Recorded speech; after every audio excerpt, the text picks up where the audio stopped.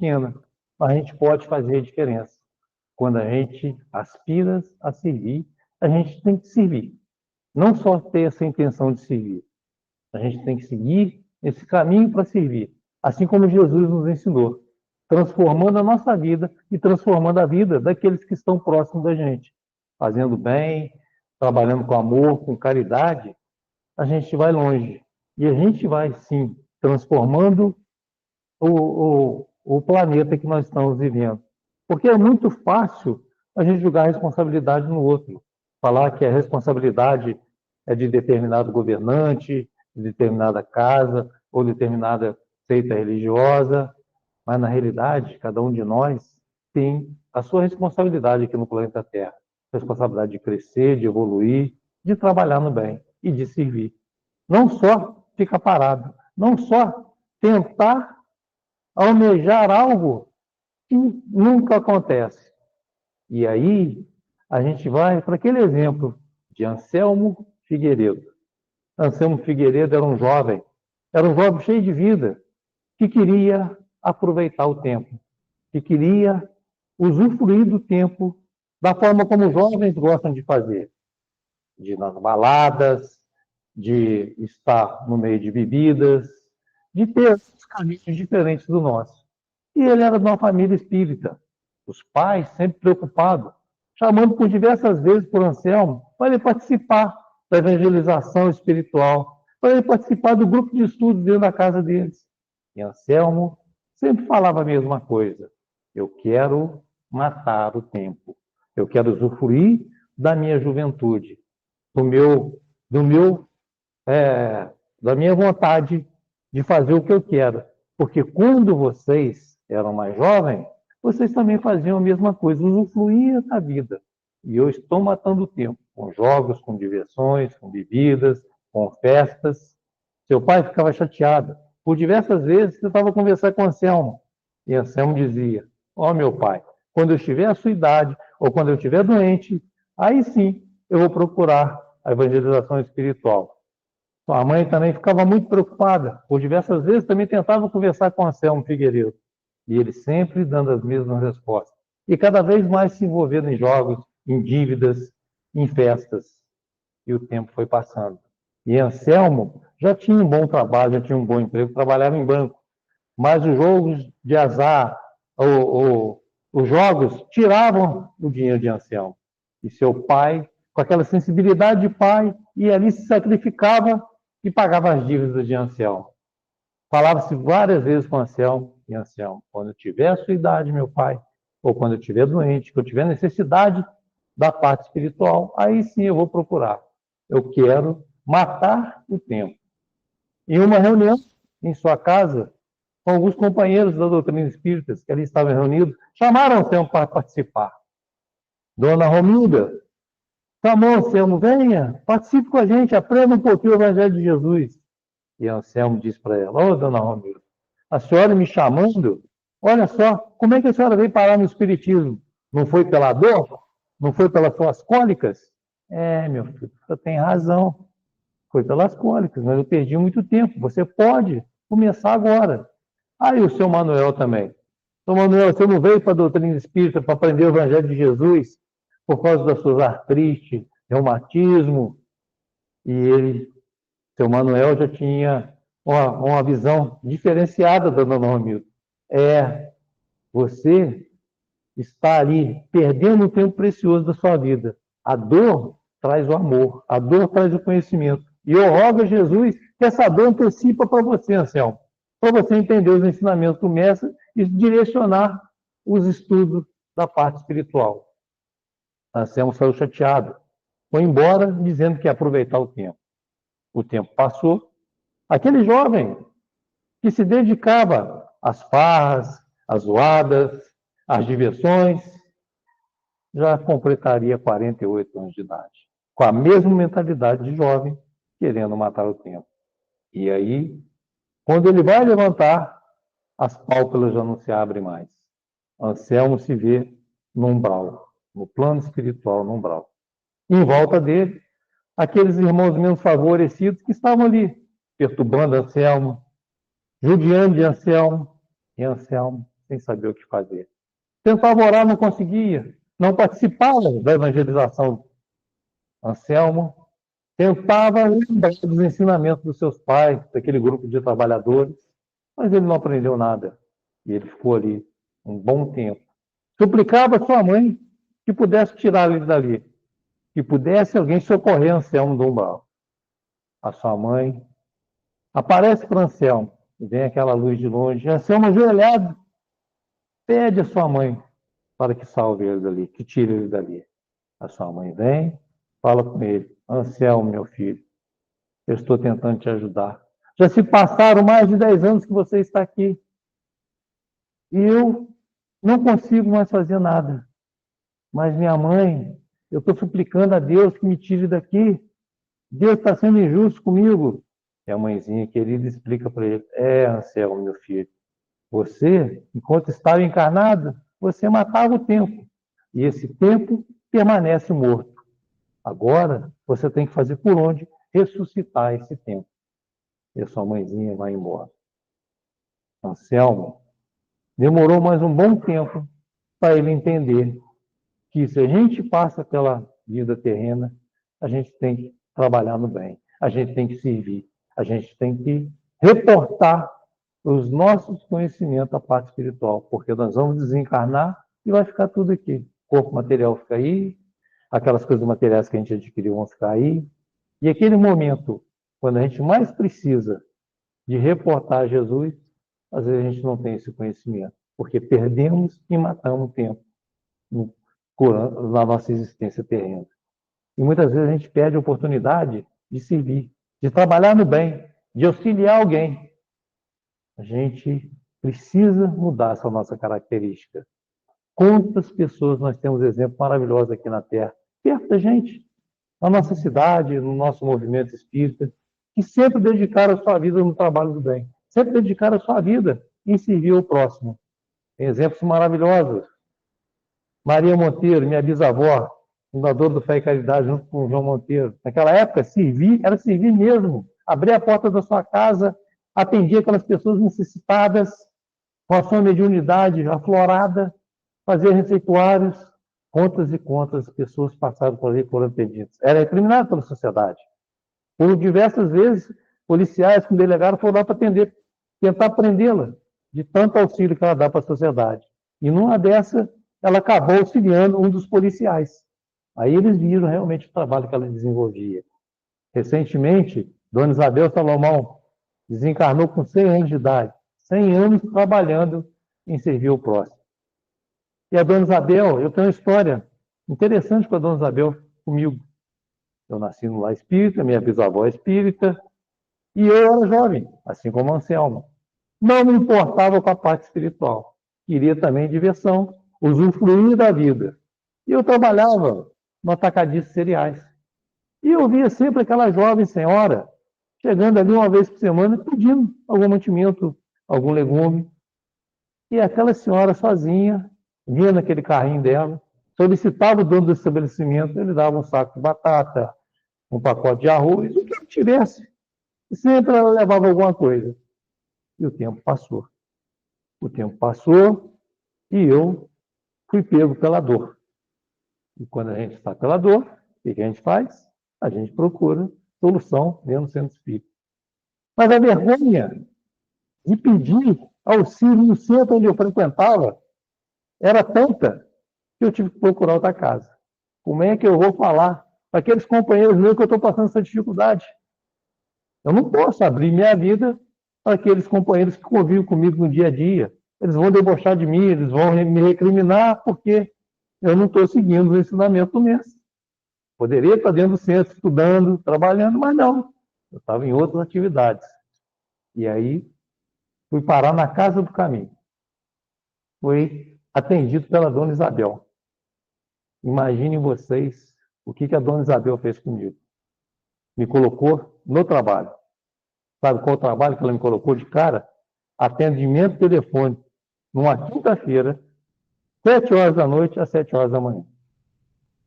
Então, eu atendi o telefone, não tinha celular, não tinha internet. Isso há mais de 40 e tantos anos atrás.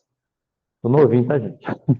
Aqui, Eu escutava ali aquelas mães apavoradas porque os filhos não chegavam em casa, estavam em festa, não davam notícia. Aquela moça que tinha brigado com o namorado e queria suicidar. Aquela pessoa que foi internada porque foi atropelada. O outro que precisava fazer cirurgia. E eu pegava, lia uma mensagem, tentava consolar a pessoa que estava do outro lado da linha e colocava o nome daquela pessoa numa mesa de oração e fazia uma prece para aquela pessoa. Algumas vezes, até chegava no princípio da manhã, na hora de terminar o plantão, uma mãe ligava: oh, graças a Deus, meu filho chegou bem em casa. Ah, graças a Deus, a minha filha saiu do hospital. Ah, graças a Deus, fulano não quis suicidar mais. Outras vezes, a gente não tinha resposta do que estava acontecendo com aquelas pessoas. Aí eu fui entendendo a minha tarefa. Aí eu fui entendendo que aquela minha dor, as outras pessoas, não era nada. Eu estava fazendo assim, um carnaval onde não tinha necessidade. Eu estava apavorado à toa, porque eu não entendia o sofrimento do outro. E através do serviço, do trabalho do bem, eu consegui me libertar daquela dor que me acompanhava, daquela mágoa que estava dentro do meu coração. Dona Isabel Salomão me colocou para tomar conta das crianças lá do caminho. Aquelas crianças levadíssimas. Botava elas na cama, dava banho, levava para almoçar, levava para tomar café, levava para o colégio, e aquela tarefa foi desenvolvendo. A dona Isabel me colocou na equipe de trabalhadores dela, que tem até hoje. Tinha pessoas que tinham 10 anos que estavam ali tentando entrar na equipe, não conseguia. E eu, com pouco tempo de trabalho, ela me colocou na equipe dela. Para mim, não era nada demais, porque aquele trabalho já estava entranhado dentro de mim. Já era uma missão minha de trabalhar daquela forma. Outras pessoas ainda não tinham entendido a finalidade do trabalho de servir com Jesus. E ficavam com inveja, ficavam querendo atormentar de outras formas. E eu ali, cumprindo a minha missão, fazendo a minha tarefa. O tempo passou, claro, cada um segue um rumo diferente. Eu não mais participei da Casa do Caminho, trajetórias diferentes, caminhos diferentes. E, por diversas vezes, eu sou abordado por alguém. Parei num posto de gasolina, veio o frentista, olhou para mim e falou assim: ô tio! Eu falei: tio? É, não lembro de mim, não, Edivaldo. Edivaldo? É, lá do lado do caminho. Aquele que fugia, você tentava me pegar, não conseguia me pegar, eu estava no meio das cadeiras. Um homem feito, formado, casado, com filhos, ali. Ele falou: ali que eu consegui estabilizar a minha vida. Sem vocês nos orientando, nos colocando disciplina, eu não ia ser ninguém. Eu ia ser um desses marginais da vida. Eu tinha tudo para ter revolta com a vida. Mas através do exemplo, através do trabalho, através da dedicação de vocês com a gente, eu sou um homem íntegro, com moral, com ética. E hoje, eu não sou espírita porque minha esposa é evangélica, mas estou toda vez no culto, estou toda vez orando para aqueles outros irmãos que não se encontraram na vida. Trabalho diferenciado que ele faz, mas é um trabalho com amor, é um trabalho de servir. Olha como que é gratificante a gente encontrar pessoas que a gente perdeu a mão lá atrás. A gente nem lembra. A gente lembra da raiva que o outro fez com a gente, da desavença que o outro cometeu com a gente. Mas a gente não lembra de agradecer aquele irmão, tá, que nos auxiliou. Oportunidade perdida. Eu me lembro uma vez que chegou um amigo perto de mim e falou assim: olha, acabou de desencarnar minha mãe. E eu estou totalmente revoltado porque eu nunca na minha vida falei para minha mãe assim: eu te amo. Perdi uma oportunidade grandiosa.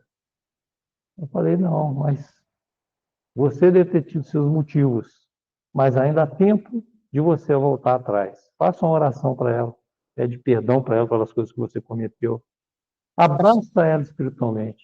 Ela vai receber todo esse carinho que você está sentindo. Agora, sem ódio, sem rancor, sem raiva, sem achar que ela não vai te perdoar. Mãe perdoa sempre. E aí, ele mudou. Daí para frente, ele mudou o comportamento dele. Ele passou a fazer coisas que ele não fazia. Ele passou a produzir mais, ele passou a servir mais no trabalho do bem.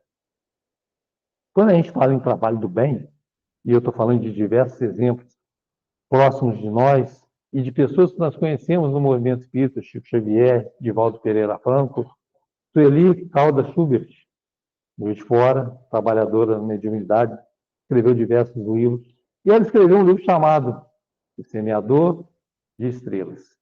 Só fazendo um parênteses aqui. A história que eu contei, do Aguinaldo Figueiredo, da Anselmo Figueiredo, está no livro Contos e Contos, discografia de Chico Xavier, tá? Do irmão X. Essa história de Divaldo, eu vou falar para vocês agora, está no livro O Semeador de Estrelas, da Sueli, no capítulo 32.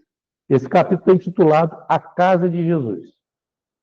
Esse capítulo começa dizendo que Divaldo, analisando e vendo o contexto daqueles palestrantes de espíritos que ele acompanhava, ele começou a observar que a maioria deles não se envolvia no trabalho.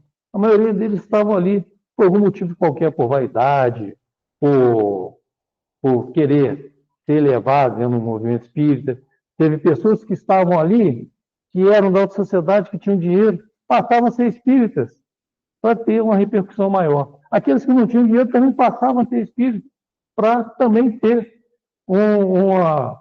um diferencial em sua vida. Mas depois que eles faziam os estudos das palestras, eles eram as pessoas comuns.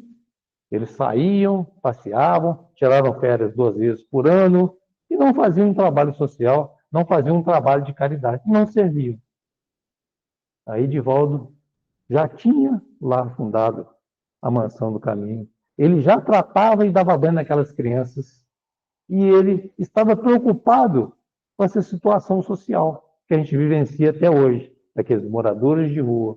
Porque dizia ele, olha, a gente tem lugar para nascer, a gente tem lugar para viver, a gente tem lugar para ficar na nossa velhice, mas aqueles moradores de ruas que são julgados, aqueles viciados, aqueles mal cheirosos, não tem lugar para morrer. E ele começou a desenvolver essa ideia na cabeça dele, de montar um lar para essas pessoas que estão no restante da vida, para desencarnar com dignidade. E ele vai até Chico Xavier. Passa essa ideia para Chico Xavier e vem uma mensagem do Dr. Bezerra de Menezes, dizendo para Divaldo, olha, Divaldo, enquanto tem irmãos nossos que estão projetando creches, asilos, hospitais, enfim, diversos projetos, as pessoas estão morrendo. Então, você comece fazendo um fogão de tijolinho, e esse fogão vai virar um fogão elétrico. Naquela época era fogão de tijolinho. E aí Divaldo saiu com aquela ideia na cabeça, mas ele não tinha recurso nenhum. E ele foi fazer um ciclo de palestras lá em São Paulo. Chegando em São Paulo, ele comentou essa ideia de montar uma casa de acolhimento para essas pessoas que estavam a ponto de desencarnar, principalmente homens. E uma senhora da alta sociedade, com muito dinheiro, virou-se para Divaldo e disse, olha, Divaldo, eu gosto muito de fazer caridade, mas eu não posso ir na favela, eu não posso auxiliar ninguém, eu não posso visitar ninguém, porque meu marido não deixa. Porque se eu for, meu marido separa de mim. Quanto você precisa? Divaldo estipulou um valor, e ela pegou e falou, vou preencher a caderneta. Na época não era nem cheque, chamava caderneta, está lá no livro. Preencheu um valor, e Divaldo pegou aquele valor e disse que queria comprar uma casa no Mangue, afastada, nem na favela ele queria. Uma casa no Mangue afastada do centro da cidade, da sociedade, para que aquelas pessoas que ele acolhesse pudessem cuspir, pudessem ficar mal vestidas, mal cheirosas, até ir auxiliando. Chegou em Salvador, procurou um lugar, achou uma casa no Mangue. Comprou essa casinha, casa simples, e colocou lá na tabuleta, Casa de Jesus. E saiu a rua. E ali ele já encontra um epilético que tinha tanta crise de epilepsia que ele estava todo torto, ele não conseguia mais, ele estava todo entrevado. Ele recolhe e leva para a casa de Jesus. E começa a tratar desse irmão. Esse irmão tinha um monte de bichos na cabeça. E ele vai, joga criolina para tratar. E ele diz assim, olha, eu dava banho naquelas crianças, fazia um trabalho espontâneo, mas não era um trabalho com as mãos que eu queria fazer. Eu fui criado numa família simples, eu nunca tinha visto na minha família, mas eu precisava trabalhar com as minhas mãos, fazer caridade com as minhas mãos, servir com as minhas mãos. Mesmo tendo aquele enjoo, aquele nojo que é natural, mas eu estava ali, cuidando. E cuidou daqueles bichos com crioulinho. Ele sai na rua e começa a perceber que próximo ao hospital tem uma senhora. Essa senhora estava acompanhada com um jovem. E essa senhora estava com um cajado, com um pedaço de pau, porque ela não tinha uma perna. E essa senhora estava tentando atravessar a rua. E ele vai, sensibilizado, chega próximo dessa senhora e pede para auxiliar a atravessar a rua. Essa senhora aceita, ele abraça a senhora, e ela diz para Edivaldo que estava saindo do hospital naquele momento, que iria para a casa da filha dela, que ela estava isolada no hospital. E Edivaldo pergunta onde é a casa da filha dela, era uma favela afastada. Edivaldo só sabia andar de ônibus e de bonde. E ele, como viu que era longe, abordou um taxista e perguntou quanto ficaria a corrida até um determinado local, que precisava ir aquela senhora. O taxista vai e diz o valor. Edivaldo não tinha dinheiro para pagar. Ganhava pouco. E o taxista, sensibilizado com a história de Edivaldo, vendo aquela movimentação toda, pergunta de mas que ela é sua? Não, não é nada minha. Eu simplesmente quero auxiliar, quero ajudar. Bom, se você pode ajudar a fazer caridade, eu também posso. Coloca ela dentro do carro e você paga o dinheiro que você tem no bolso, o resto é por minha conta. Então entrou o taxista, Edivaldo, a senhora e aquele jovem. Foram caminhando até chegar na favela. Chegaram na favela e teve um ponto que dali para frente o taxista não conseguia ir de carro. Desceram do carro, o taxista ficou olhando e eles foram caminhando. Aquela senhora com dificuldade, um pedaço de madeira. E aí, quando chegaram na casa da filha, que ela bate na porta, a filha diz para a mãe: o que a senhora veio fazer aqui? Veio contaminar meus filhos? Eu falei para a senhora não vir para cá. Tome a sua mala, jogou a mala pela janela, vai-se embora daqui. E aí, aquela senhora ficou perdida, sem saber o que fazer, virou-se para ir para o lado, e Divaldo oferta a ele a casa de Jesus. Olha, eu tenho um colchãozinho de palha lá, uma cama simples, dá para acolher a senhora. A senhora aceita para lá? Sim, meu filho, porque eu não tenho para onde ir mesmo, qualquer lugar que você me leve é um lugar bem-vindo. E Divaldo leva ela de volta, e o taxista esperando, e o taxista levou de volta. Aquele jovem que estava ali acompanhando era marido da filha dela. Essa senhora, na casa de Jesus, carregando a sua malinha, essa senhora desencarna na mão de Edivaldo Pereira Franco. Edivaldo não conseguiu salvar essa senhora. Essa senhora tinha vermes. Ela desencarnou sufocada. Ela soltava vermes pela boca. Edivaldo disse: se eu soubesse que ela tinha essa doença, era fácil de curar, eu tinha curado, mas eu não sabia. E ela desencarna na mão de Edivaldo. E antes de desencarnar, Edivaldo tinha visto o que ela tinha na sua malinha tão simples. Ali naquela mala, tinha ali fotos de uma bela jovem, muito bem vestida, da alta sociedade. Essa bela jovem, que era essa senhora, foi embaixatriz do Egito, do Uruguai, era esposa do embaixador do Brasil. E acabou ali, na casa de Jesus, desencarnando na mão de Edivaldo. Olha o ponto da nossa vida dá volta. A gente está aqui hoje, a gente não sabe o que pode estar acontecendo amanhã. Nós temos o nosso lar, nós temos o nosso ganha-pão, nós temos o nosso alimento na nossa casa. E a gente vê irmãos nossos julgados na rua.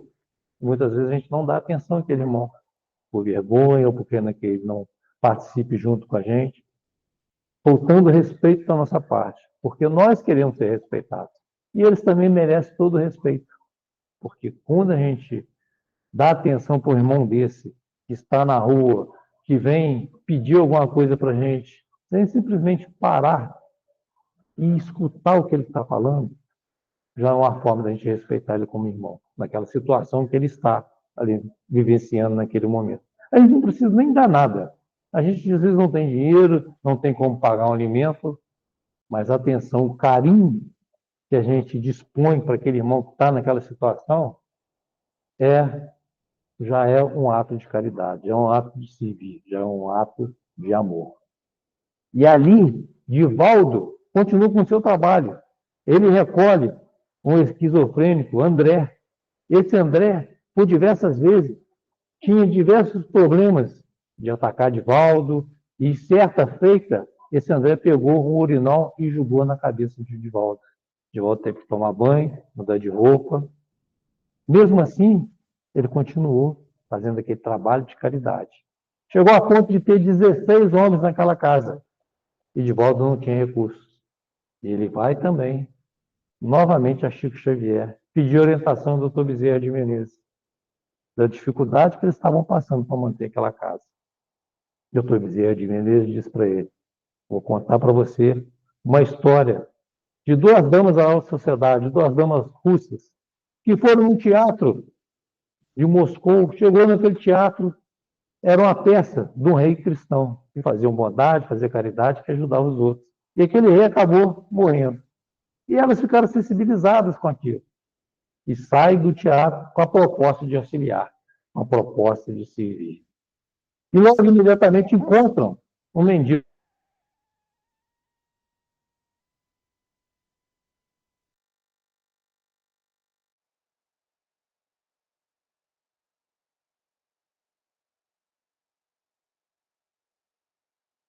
E ali, o casaco tem.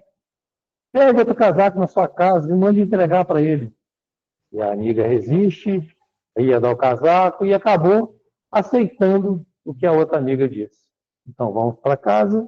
Quando chegar em casa, eu peço um dos serviçais para vir aqui fazer um casaco para ele, um cobertor, lanche, e foram embora. Chegaram em casa, naquele frio, tomaram o chá da tarde, se alimentaram, conversaram e foram se recolher aos aposentos. Esqueceram daquela pessoa que precisava ser atendida ali.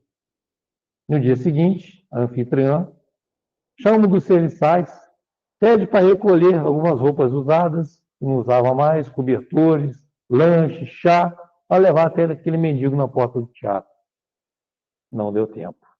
Aquele mendigo já tinha desencarnado por causa do frio no meio da madrugada. Olha a dificuldade que a espiritualidade tem de colocar alguém no nosso caminho para a gente poder servir. E a gente acaba desviando.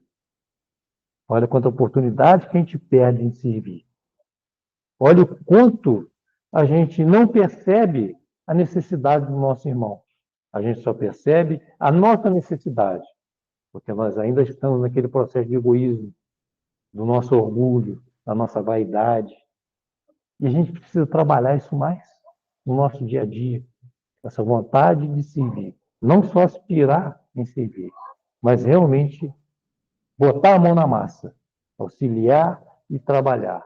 Divaldo continua com esse trabalho. Esse capítulo é longo, muito bonito esse capítulo. Continua com esse trabalho, depois a casa é atingida por uma enchente e por aí vai. Enfim, quando a gente vê esses exemplos nas nossas vidas, a gente percebe que a gente não faz praticamente nada em benefício dos outros. Que a gente não pega o trabalho para servir com disciplina, com dedicação. Você tem diversas oportunidades dentro do centro espírita. Você chega aqui, quinta-feira, 8 horas, tem aqui. A pessoa precisa abrir o centro, a pessoa precisa arrumar as cadeiras. Não, mas 8 horas na quinta-feira, eu não posso. 8 horas, eu tenho um compromisso todo dia com a minha turma de futebol. Então você vem no sábado. Mas sábado à tarde é dia que eu vou descansar. Então você vem na segunda-feira. Não, segunda-feira está começando a semana, eu já não consigo. Cria série de obstáculos para servir. E o tempo vai passando e as oportunidades vão sendo perdidas. Aí, quando a gente chega do lado de lá, a gente vai ver o quanto a gente deixou para trás. Então, nós estamos aí finalizando esse ano, nós já fizemos projetos para esse ano de 2024 que já foi embora. A gente está idealizando projetos no ano de 2025. 30% desses projetos foram executados, o restante não. Faz um levantamento aí. Vê se não é por aí. A gente tenta programar um monte de coisa boa na nossa vida. Dessa programação também a gente não coloca nada além do que 10% para a parte espiritual. A gente coloca 90% para a parte material. Aquilo que eu preciso conquistar na minha vida material, uma casa nova, um carro novo, roupa, enfim, diversas coisas que vão trazer conforto material. Mas o conforto espiritual vai ficando para trás. Aquele conforto espiritual que a gente deve conquistar todo dia, para a gente crescer, para a gente evoluir, vai ficando para trás. Aí a gente começa a reclamar de que o planeta está em guerra, que há desavença para tudo quanto é lado, que as pessoas estão intolerantes, que as pessoas estão egoístas, que as pessoas estão impacientes. E a gente acaba entrando nessa rotina de ficar nervoso, de perder a paciência, de perder o controle de determinada situação boba. E a gente não percebe o quanto ainda estamos necessitados de auxiliar, de aprender e de crescer. Recentemente, eu fui visitar uma pessoa numa clínica de idosos e fiquei impressionado, porque ali eu encontrei 38 idosos internados. Desses 38, 36 cadeirantes. Desses 38, 38 com Alzheimer. Um grau mais avançado, outro menos avançado. Então você via pessoas ali que estavam na cadeira de roda assim, esperando morrer. O outro falava alguma coisa. O outro brigando com a outra, não se entendendo nas conversas. A outra, você fala uma coisa e esquece. É doloroso, é triste, é angustiante, machuca a gente. A quantidade de clínicas para pessoas com idades que estão com Alzheimer que a gente fora é fora do comum. Pesquisam aí para vocês verem quantas clínicas tem. Eu não sei dizer, mas eu passei por diversas clínicas, pesquisando, porque eu estou com a tia, aliás, duas tias, que está nessa situação. E essa pessoa que eu fui visitar é uma delas. E essa realmente tive que internar. Então, e logo de cara, quando eu cheguei, tinha uma conhecida minha, muito mais nova do que eu, internada lá. Não lembrou de mim e já veio reclamando que o remédio que está dando para ela está cuspindo, que aquela comida é horrorosa. E ela botou na cabeça dela que dia 26 ela vai sair de lá. Hoje é dia 26? Não, dia 26 não. Mas dia 26 eu vou sair daqui. Que dia que é hoje? É dia 26? Ele ficava repetindo sempre a mesma coisa. Doloroso, triste, angustiante. A gente sai de lá abalado. Tem que ter uma estrutura emocional muito boa. Comecei a pesquisar sobre Alzheimer. Vi um videozinho de Divaldo Pereira Franco, onde me assustou. Diz que é expiação. Tanto para a pessoa que está com Alzheimer, como para a família. Olha só. O que será que nós aprontamos lá no passado? Então, não tem como sair fora dessa aprovação, dessa expiação. Então, tem que seguir com a resiliência, tem que trabalhar isso melhor dentro de mim, para eu poder conseguir auxiliar. E a gente percebe que ela está tendo um carinho, ela está tendo um acompanhamento mais de perto. Mas tem muitas pessoas que estão dentro da própria casa, porque não tem condição financeira para colocar ou para internar, para colocar um acompanhante. É dramático. Meu. Aí eu considero que é mais expiação ainda. Porque, só para vocês entenderem, a minha sogra morando comigo, uma tia é viúva, não tem filhos, e a outra é solteira. 84, 86 e 88 anos. As duas viviam juntas. A de 86 ainda está com grau menos elevado, então as componentes estão lá e tomam conta. Cada dia é uma história. Cada hora é uma situação diferente. E a gente tem que estar com o coração aberto para poder servir. Senão a gente não serve. Senão a gente acaba ficando doente igual ela. Então, é um treinamento diário nas nossas vidas. Então você tem que estar realmente aberto, disposto a servir. Então você larga tudo para lá. E assim é no nosso dia a dia. As oportunidades estão aí. Eu posso ter essa aprovação, mas cada um de vocês tem uma aprovação diferente. de seguir em frente com o trabalho com Jesus. E se não servir, a gente não evolui, a gente não cresce, e a gente não transforma esse planeta. A gente tem que auxiliar esse planeta para a regeneração. Porque não adianta a gente colocar a responsabilidade em terceiros. A responsabilidade está com a gente, está aqui, é agora. A gente tem que fazer enquanto a gente pode, enquanto a gente está a caminho. É assim que Jesus fala, perdoai os nossos irmãos enquanto está a caminho, porque depois que estiver lá em cima, aí qual será a outra oportunidade de servir, qual será a outra oportunidade de perdoar, qual será a oportunidade que nós vamos ter de crescimento? Vamos ficar no umbral? Ou vamos estar no lugar almejado, assim como no nosso lar, igual a gente costuma falar, minha casinha já está pronta para o nosso lar. E às vezes nem no nosso lar a gente chega. Então, esse capítulo é muito bacana. Se aspiras a servir, me chamou muita atenção. E eu vou pedir licença a vocês para ler essa mensagem maravilhosa, esse capítulo. Palavras da Vida Eterna, capítulo 85. Se aspiras a servir, que puxa a nossa orelha com vontade. Aprendi a contentar-me com o que tem. Paulo falando aos Filipenses.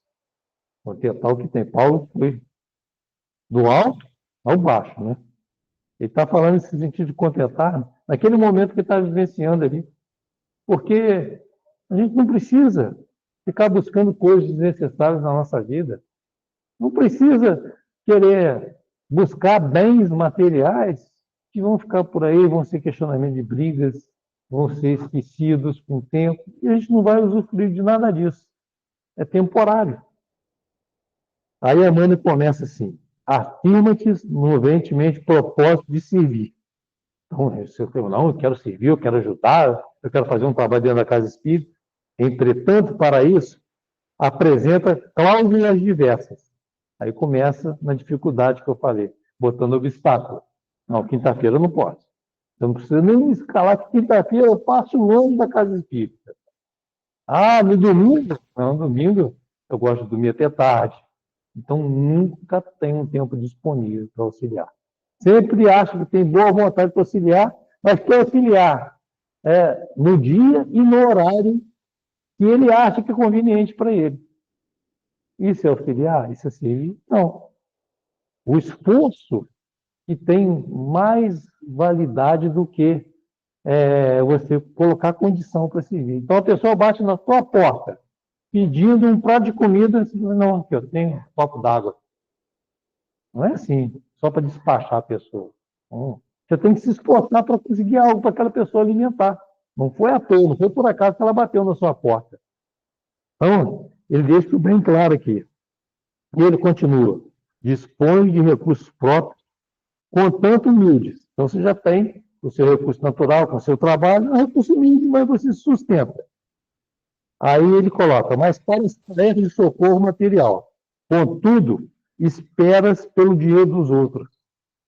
Ó, final de ano, o centro está pedindo a cesta básica para distribuir para as famílias, mas se eu tirar o dinheiro meu aqui para comprar uma cesta básica, já vai pesar no orçamento. Então, eu vou pedir fulano, que é meu amigo, vou pedir ciclano, quem sabe eles doam, aí a pessoa doa, você vai lá com o dinheiro do outro falando que é o dinheiro seu. Tem validade isso? Pouquinho, né? Você está fazendo um esforço, mas também você não está se comprometendo com o serviço. Nós estamos aqui, não sei se vocês conhecem o trabalho do SESC Brasil, que quem cadastra lá, entidades espíritas, religiosas, o SESC recolhe esses mantimentos que estão para vencer e distribui para casas espíritas. É só cadastrar lá. Tem um formulário para preencher, não consegue. E no final de ano, o que ele faz? Ele disponibiliza espaço nos supermercados. Então, quem está cadastrado tem e pode ficar no supermercado com um carrinho distribuindo folhetos. Vocês já viram isso? No supermercado vai comprar doce aqui. E aí, você faz uma escala, bota os trabalhadores ali, e no final, vai encerrar agora dia 21, recolhe-se tudo que ganhou e leva para o centro. Leva para a entidade que está participando. Vocês não imaginam a dificuldade que foi para a gente conseguir trabalhadores, para formar uma escala para ficar no supermercado. Mas foi com uma horinha lá, não posso. 30 minutos, só na hora que a pessoa vai almoçar. Não tem condição. Mas você não trabalha lá perto. É só atravessar a rua. Só para render a pessoa para almoçar? Não, não vai. Obstáculos em cima de obstáculos. Um trabalho simples, que você não precisa falar nada. É só entregar um folheto. A pessoa vai ler, sabe que aquilo é para doar. Aliás, né, isso vem acontecendo há muitos anos aqui em Juiz de Fora. Todo mundo já está ciente que aquilo vai para a entidade, vai para pessoas que precisam. No entanto, para arrumar trabalhador para essa função é difícil. Aquelas pessoas que estão ali têm que realmente valorizar aquelas pessoas, entendeu? Porque são pessoas que dedicaram um pouquinho do seu tempo a fazer aquela tarefa que parece uma tarefa simples, mas ao mesmo tempo é difícil. Você desloca, você fica um período lá, depois você tem que guardar aqueles mantimentos, você tem que esperar o outro te render e por aí vai. É um trabalho de servir. E a pessoa aspirou a servir, está servindo. Ela não teve simplesmente aquela intenção igual outras. Ah, eu quero participar, mas nunca pode. Ah, nesse horário, nesse dia, nesse período eu não posso. Aí ele continua aqui, ó. Tens contigo vasta possibilidade para alfabetizar os necessitados de instrução, mas espera um título oficial que talvez nunca chegue. Eu conheço pessoas assim. Nossa, estou entrando na faculdade, estou fazendo odontologia. Quando eu formar, um dia na semana é para atender os necessitados, aqueles pobres que não têm como fazer tratamento dentário. Ah, estou fazendo psicologia, no meu consultório, ó, as portas estão abertas para aqueles que estão necessitados. Eu não vou fazer consulta de ninguém. Às vezes a pessoa nem forma. Aí a pessoa, quando forma, monta o consultório, bota tudo bonitinho e fala, não, mas como é que eu vou botar um mendigo aqui dentro? Vai explotar os meus clientes. Não dá para atender aqui. Aí começa a botar dificuldades. Um trabalho simples. Um trabalho que ela se comprometeu a fazer, que ela se comprometeu a servir. Não faz. Então a gente tem que pensar muito naquilo que a gente quer servir, naquilo que a gente quer trabalhar. Porque Paulo de Tarso, ele ficou 3 anos no deserto se preparando para servir, se preparando para auxiliar, para difundir o Evangelho de Jesus. Olha a responsabilidade. A gente também tem que se preparar. Aí eu vou contar para vocês. Uma pessoa lá do centro virou para mim e falou assim, olha, toda oportunidade que tem, eu auxilio, eu sirvo. Eu já ando no console do carro com um monte de moedinha. Na hora que me paro no sinal, eu já vou dando moedinha. É a forma que eu encontrei de pelo menos amenizar um pouquinho. Às vezes a pessoa consegue comprar algum alimento, alguma coisa, né? Mas só que eu passei uma vergonha danada. O sinal estava para abrir, veio uma pessoa para me abordar, eu nem fui direito, peguei as moedinhas e fui entregando. Aí era uma moça que falou assim comigo, ó, moço, eu estou entregando folheto, eu não estou pedindo nada. Olha só, a nossa responsabilidade em ter o formato em ajudar. Não é só simplesmente ficar livre daquele auxílio, ficar livre de servir. Não vale de nada. Né? Eu estou pegando aqui e estou jogando para lá. Então, como se diz, a minha obrigação de hoje já está feita. Eu não preciso fazer mais nada. Então, até para isso a gente tem que ter um preparo. Aí ele coloca assim, mostras, pés e braços livres que te garante auxílio aos irmãos em prova.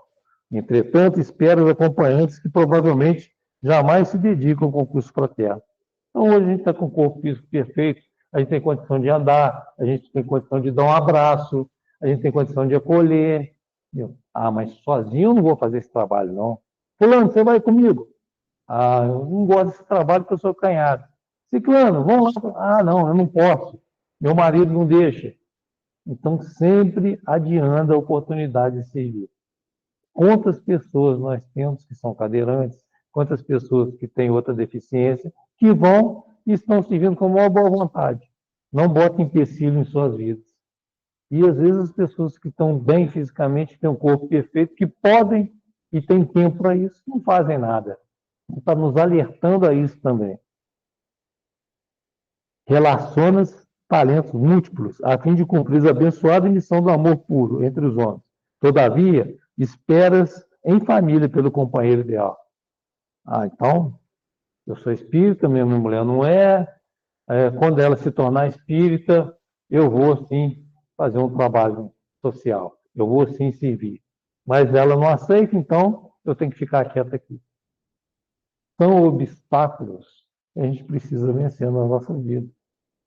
Porque quando a gente precisa do auxílio, a gente não recorre às pessoas, a gente não fica apavorado para poder a espiritualidade nos ajudar, para a gente ter a oportunidade de sair de determinada doença, determinada situação. A gente busca esse auxílio. E se a gente não auxiliar na hora que a gente está bem, quem é que vai nos auxiliar na hora das dificuldades, na hora das desavenças, dos transtornos na nossa vida? A gente tem que pensar nisso também. Hoje a gente está bem, mas amanhã a gente não pode estar bem. A vida dá muita volta. Então, a oportunidade está lançada. É agora. É já. Para que esperar para o ano que vem para servir? Para que eu vou fazer projetos para servir o ano que vem? Se eu já posso começar agora. Ainda tem mais 2 semanas para terminar o ano. Então, estender a mão aqui está necessitado é a melhor forma da gente começar o nosso ano.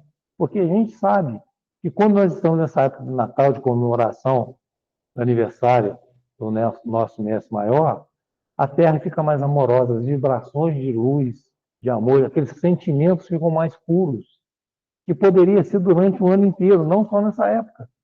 E às vezes a gente esquece que não é presentear que vai fazer diferença nas nossas vidas. É a forma como a gente trata o irmão, com respeito, com amor, com carinho.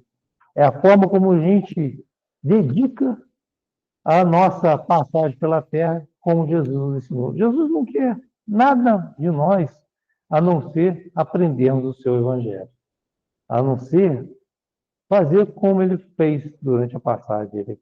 Ele não recriminava ninguém, ele não julgava ninguém, ele não entrava em briga com ninguém. Ele parava, pensava, escrevia na areia e vinha com a mensagem para a gente, uma mensagem edificante, de transformação moral. É isso que ele quer de nós, a transformação moral. E para a gente ter essa transformação moral, a gente precisa servir. Aí ele diz assim: se acordaste para a cooperação com Jesus, recorda a afirmativa de Paulo: aprendi a contentar-me com o que tenho. Quando o apóstolo Paulo escreveu essa confissão, estava preso em Roma. Em torno dele, um ambiente doloroso do cárcere, não tinha favorecimento nenhum. Guardiões desalmados, companheiros infelizes, pragas e palavrões. Nem sempre pão à mesa, nem sempre água pura, nem sempre consolação, nem sempre voz amiga. Então, tudo desfavorável para ele. No entanto, ao invés de desanimar, o pioneiro do evangelho é de vida e força, serenidade e bom ânimo de si próprio. E ele conclui: se aspira a servir aos outros, servindo a ti mesmo, no reino do Espírito, não percas tempo na expectativa inútil. Pois todo aquele que se sente e age com Cristo vive satisfeito e procura melhorar-se, melhorando a vida com aquilo que tem. Emmanuel. Não é natural, quando a gente vai servir alguém, vai visitar alguém, que a gente acha que vai levar uma palavra amiga, acha que vai levar energia para aquela pessoa, ela fica tão sensibilizada, ela fica tão agradecida, que ela emana uma energia que é muito maior do que a energia que a gente leva. A gente sai super bem, sai leve, olha que bom, que trabalho bacana. Isso vira uma rotina na nossa vida. A partir do momento que a gente começa a servir, isso vai constante. Fica uma febre, a gente faz questão de servir, de auxiliar. Às vezes a gente entra até no assunto do outro para poder auxiliar o outro. Vê que o outro está com dificuldade, não, deixa eu te ajudar nisso aqui. Eu também quero fazer parte desse grupo aqui. Esse grupo vai distribuir cesta básica dia tal, posso ir também.